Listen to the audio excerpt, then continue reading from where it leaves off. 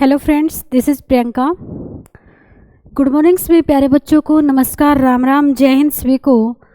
प्यारे बच्चों, आपके इन्फॉर्मेशन के लिए मैं आपको बताती हूँ कि आज हम एक नए यूट्यूब चैनल की स्टार्टिंग करने जा रहे हैं जिसका नाम है प्रियंका मैम ऑफिशियल। और इस चैनल के ऊपर आप लोगों को जीएस बिल्कुल फ्री ऑफ कॉस्ट कंप्लीट करवाई जाएगी, वो भी according to SSC and HSSC.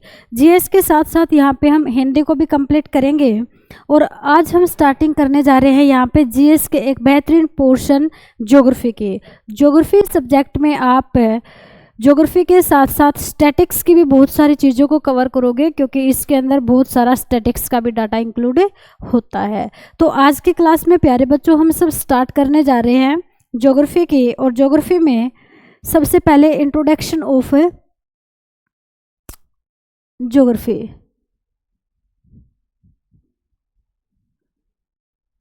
Geography जैसे नाम ही आप देख रहे हो, यहाँ पे सबसे पहले नाम के बारे में पता होना चाहिए। इसमें दो शब्द आप लोग देख रहे हो, एक शब्द है जियो और एक शब्द है ग्राफी। एक शब्द जियो है और एक क्या है, ग्राफी।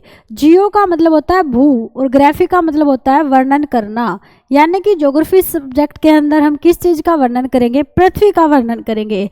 पृथ्वी के अराउंड में क्या है, पृथ्वी के इंटीरियर में क्या है, पृथ्वी के सरफेस पे क्या है, इन सभी चीज़ों का पता लगाएंगे हम इसके अंदर। ज्योग्राफी में अगर हम बात करें सबसे पहले इसके पिता की, सबसे पहले ज्योग्राफी शब्द के बारे में बताया किसने था, तो ध्यान रखिएगा, एक साइंटिस्ट हुए हिकेटियस। इस हिकेटियस नाम के वैज्ञानिक ने सबसे पहले ज्योग्राफी के बारे में बताया था। और इनकी एक पुस्तक थी जस पेरियोडस। इस पुस्तक के माध्यम से इन्होंने सबसे पहले ज्योग्राफी के बारे में जानकारी यानी कि भूगोल की जानकारी दी थी। ये फादर तो नहीं कहला पाए, फादर जो कहलाए उनका नाम है भूगोल के पिता। पिता कौन कहलाए भाई, पिता कहलाए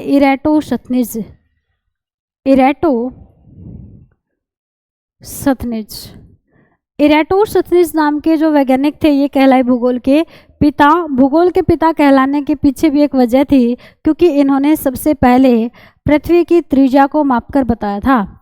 इन्होंने बताया कि पृथ्वी की जो त्रिज्या वो 6371 किलोमीटर की है।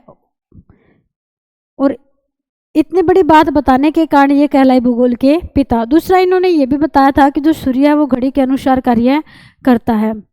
सूर्य जो वो किसके अनुसार कार्य करता है, घड़ी के अनुसार कार्य करता है। ये बात भी किन्होंने बताई थी, इरेटोसथनीज नाम के वैज्ञानिक ने ही बताई थी। अब देखो, जो भूगोल है ना, इसके अलग अलग पार्ट बनाए हुए हैं, जैसे सांस्कृतिक भूगोल, अक्षेत्रीय भूगोल, गणितीय भूगोल, उसके साथ साथ आधुनिक भूगोल। तो अलग अलग भूगोल के अलग अलग फादर हैं। एक दो को हम यहाँ पे देख भी लेते हैं जो इम्पोर्टेंट है। सबसे पहले अगर हम बात करें क्षेत्रीय भूगोल की, क्षेत्रीय भूगोल,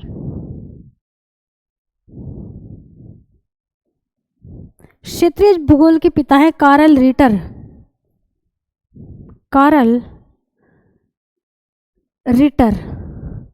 एक है सांस्कृतिक भूगोल,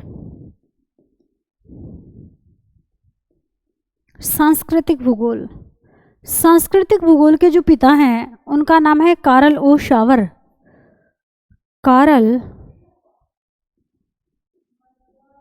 शावर।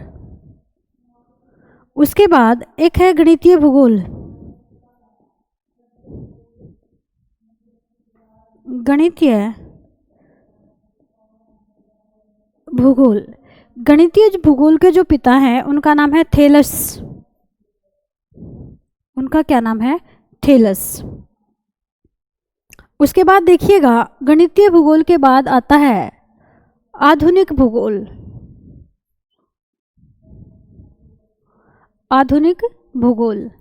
ये जो आधुनिक भूगोल है, इसके पिता हैं अलेक्जेंडर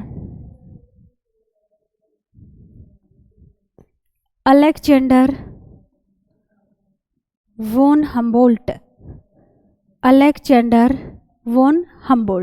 प्यारे बच्चों, ये वही आधुनिक भूगोल है जिसको 19वीं सदी में अध्ययन किया जाता है। स्कूली शिक्षा के अंदर इसको लागू किया गया। ये वही मॉडर्न ज्योग्राफी है, आधुनिक भूगोल है। उसके बाद देखिएगा, एक दो क्वेश्चन और बनेगा यहाँ से, स्टैटिक्स का ही पॉइंट है। जैसे आपसे पूछ लेगा सबसे पहले मानचित्र किसने बनाया था, मानचित्र सबसे पहले किसने बनाया था, तो विश्व का पहला मानचित्र जो बनाया था वो अनेक्सीमेंडर ने बनाया था। अनेक्सीमेंडर ये विश्व के पहले कार्टोग्राफर हैं, विश्व के पहले कार्टोग्राफर, ये विश्व के पहले कार्टोग्राफर हैं जिन्होंने सबसे पहले मानचित्र बनाया था। मानचित्र बनाने की जो कला होती है उसको कहा जाता है कार्टोग्राफी, कार्टोग्राफी, और बनाने वाले को कहा जाता है कार्टोग्राफर। इन्होंने सिंपली मानचित्र बनाया था, अक्षांश और देशांतरों का प्रयोग नहीं किया था। दूसरा, अगर आपसे पूछ ले अक्षांश व देशांतर रेखाओं के ऊपर, अक्षांश व देशांतर रेखाओं के ऊपर मानचित्र बनाने वाले पहले व्यक्ति, रेखाओं पर पहला मानचित्र किसने बनाया था, पहला मानचित्र, अक्षांश और रेखाओं के ऊपर पहला मानचित्र बनाने का श्रेय जाता है टोलमे को। एक कार्टोग्राफर हुए टोलमे, इन्होंने अक्षांश और देशांतर रेखाओं का इस्तेमाल करके मानचित्र बनाया था।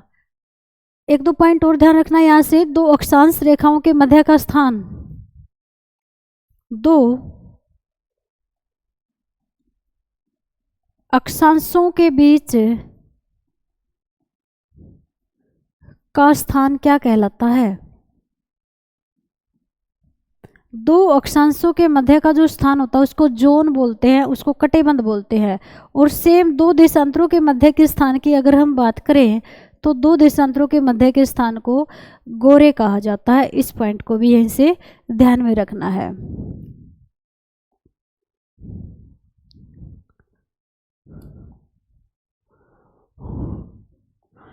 उसके बाद देखिएगा